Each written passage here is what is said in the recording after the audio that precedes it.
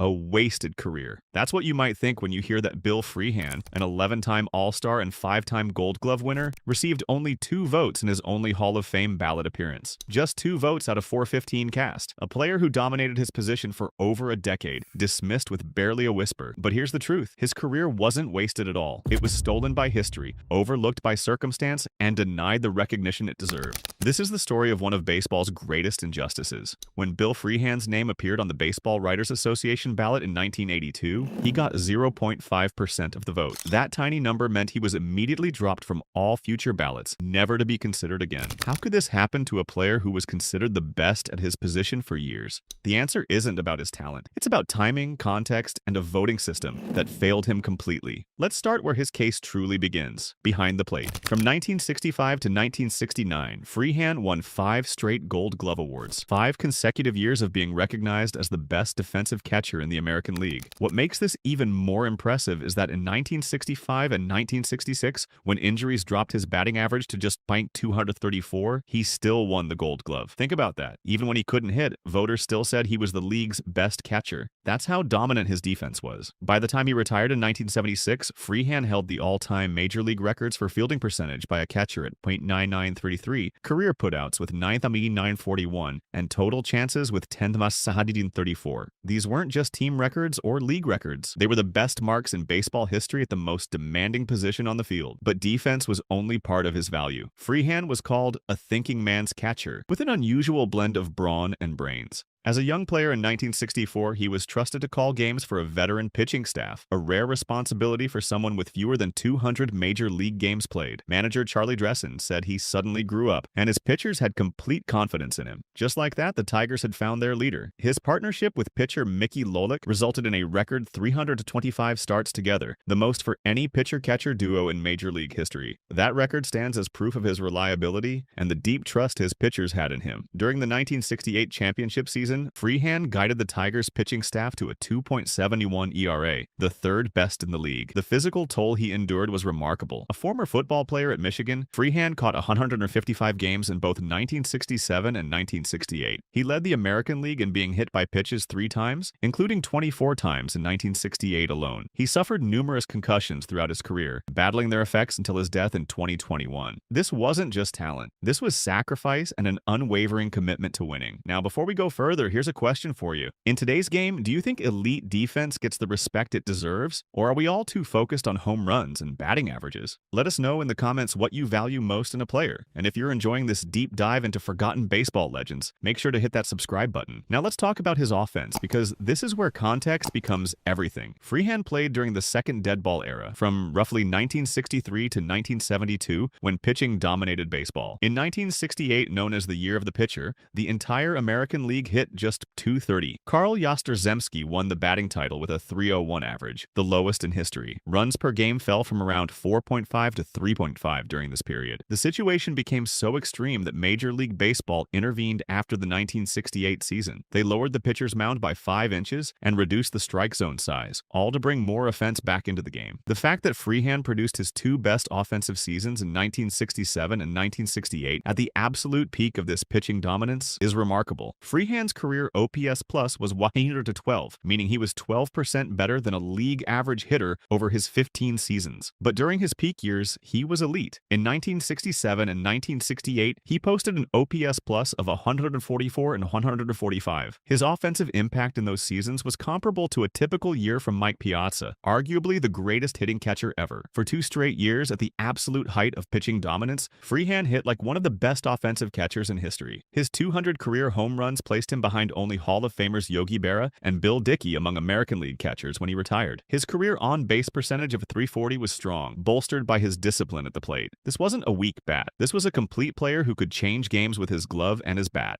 The baseball writers of his time knew exactly how good he was. In 1967, Freehan posted a .282 batting average with 20 home runs and 74 RBI. He drew 73 walks and was hit by a pitch a league-leading 20 times, giving him a career-high .389 on-base percentage. His 6.1 wins above replacement was the 6th highest in the entire American League. He finished 3rd in MVP voting, behind only Triple Crown winner Carl Yastrzemski and Hall of Fame slugger Harmon Killebrew. In 1968, he elevated his game even further. He set career highs with 25 home runs and 84 RBI. He was hit by a pitch 24 times, the most in the American League since 1911. His 6.9 WAR was the third best mark in the league. He finished second in MVP voting, losing only to his teammate, pitcher Denny McLain, who won 31 games. Freeham and Carl Yastrzemski were the only two players in all of baseball to finish in the top 10 of MVP voting in both 1967 and 1968. The writers who watched him every day thought he was one of the most valuable players in the game. These back-to-back top 3 MVP finishes represent the unfiltered judgment of his time. They also establish him as the undisputed best catcher in the American League during the period between Yogi Berra's dominance and the rise of Johnny Bench and Carlton Fisk in the 1970s. Then came the 1968 World Series, where Freehand's legacy was sealed in one unforgettable moment. Against the St. Louis Cardinals, Freehan struggled badly at the plate, hitting just .083. Through 4 games, as the Tigers fell behind 3-1, he was hitless while Cardinals speedster Lou Brock stole 7 bases. But in Game 5, with the Tigers facing elimination and trailing 3-2, Brock tried to score from second base on a single to left fielder Willie Horton. Brock, overconfident after running wild for 4 games, attempted to score without sliding. Horton threw a perfect one-hop strike to home plate. Freehan caught it and blocked the plate like the towering Washington Monument. Brock collided with him and was called out by umpire Doug Harvey, never touching home plate. Brock himself later called it the biggest play of the game and the turning point of the entire series. In one moment, Freehan stopped the Cardinals' momentum cold. The Tigers won that game, then won Game 6, forcing a Game 7. In the deciding game, Freehan drove in an insurance run with a double in the 7th inning. Then, in the bottom of the 9th, he caught the final out of the World Series, a foul pop-up. The iconic image shows him, mask off and celebrating, hoisting series MVP Mickey Lolick into the air. He was at the center of the series' most pivotal defensive play and its final triumphant moment, from GOAT to hero, from struggling hitter to champion. So how does a player with this resume get 2 votes and disappear? Let's look at the numbers against his peers. His career 44.7. Wins above replacement places him 15th all-time among catchers, ahead of several Hall of Famers. His Jaws score of 39.2 ranks 17th all-time at the position. His 7-year peak WAR of 33.7 is nearly identical to the Hall of Fame standard of 35.0. When compared to Hall of Fame catchers Carlton Fisk, Gary Carter, and Ted Simmons, the results are striking. Freehan earned 11 All-Star selections, matching Fisk and Carter and beating Simmons 8. He won 5 Gold Gloves, far more than Fisk's 1, Carter's 3, and Simmons' 0. His 2 top 5 MVP finishes matched only Gary Carter. By every measure of contemporary recognition, Freehan was their equal or superior. Yet Fisk, Carter, and Simmons are all in the Hall of Fame while Freehan was dismissed after 1 ballot. The reason has nothing to do with his career and everything to do with bad luck. The 1982 ballot featured first-time candidates Hank Aaron and Frank Robinson, 2 absolute legends. Aaron received 97.8% of the vote. Robinson got 89.2%. These 2 players alone accounted for 776 votes on the 415 ballots cast. But it didn't stop there. Also on that ballot were Juan Marshall, Harmon Killebrew, Hoyt Wilhelm, Don Drysdale, Luis Aparicio, Red Schoendienst, Nellie Fox, and Billy Williams, all future Hall of Famers. Voters could only choose 10 players. With Aaron and Robinson automatic and 8 other legends competing for spots, there was no room for a nuanced case like Freehan's. A voter could fill their entire ballot with future Hall of Famers without ever getting to him. His case required deeper analysis, appreciation for defense, and era-adjusted thinking. On that impossibly crowded ballot, there was simply no space for that conversation. Because he got less than 5% of votes, Freehan was permanently removed from all future ballots. He never got a second chance. Unlike players who debuted on easier ballots and built support over years, Freehan's case was never truly debated. He was swept away before anyone could properly judge him. This wasn't rejection. This was erasure by circumstance. Bill Freehan was the dominant catcher of his era, a leader, a champion, and a player whose peers voted him near the top of MVP balloting twice. His defensive excellence was unmatched. His offensive production, when properly understood in context, was elite. His toughness and leadership were legendary. The 2 votes he received in 1982 weren't a verdict on his career. They were a mathematical artifact of the most crowded Hall of Fame ballot in history. His career wasn't wasted. It was Hall of Fame worthy from the start, and it's time for baseball to finally recognize that truth. So what do you think? Does Bill Freehan belong in Cooperstown? Let us know your thoughts in the comments, and don't forget to subscribe for more untold stories from baseball history. Thanks for watching.